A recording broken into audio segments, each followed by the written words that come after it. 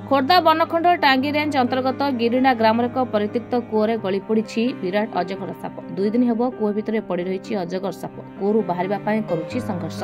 एने खबर प्रसारण पर भुवनेश्वर साप धराली शुभेन्दु मल्लिक एवं तांको टीम निजस्व उद्यम स्थानीय वन विभाग अधिकारी एवं कर्मचारी सहायता आरंभ करते उद्धार कार्य किंतु गतकाली संध्या होइजिबारु जंगल मध्य कूअरु उद्धार कार्य संभवपर होइनि एणु उद्धार कार्य आरंभ होइछि आज कूअरे पानी अधिक थिबारु स्थानीय अग्निशम बाहिनी को साहाय्य पाई अनुरोध करिसेंति शुभेन्दु खाद्य लोभरे जंगल बाहर को अजगर पळे आसीथिबा अनुमान अजगर लंब 40 फुट हेबो आज स्नेक हेल्पलाइन रु भी आछंती हमर स्टाफ भी आछंती हम स्टाफ भी अछंती आज प्रचेष्टा करागला कोरु काढिया पे गोटे साप थिबा बोली खबर मिलथिला पर देखिया जना पले दुटी साप अछि एवं आम प्रचेष्टा चलैचु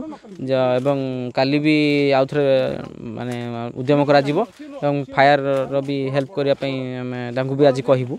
से माने आसिले मिलित भाबरे आम ताकू काढिया को उद्यम करबो को प्रजातिर साप